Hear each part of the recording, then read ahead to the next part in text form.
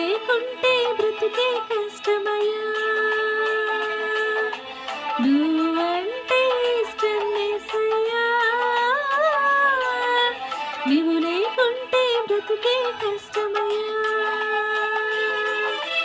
నా ప్రాణమా నా క్షేమము నీవయ్యా, నా క్షేమమా నా ప్రాణము నీవయ్యా, గూడు లేని గువ్వలా దారి తప్పితే గుండె చెదరిన కోయిలనై మోగబోయితే.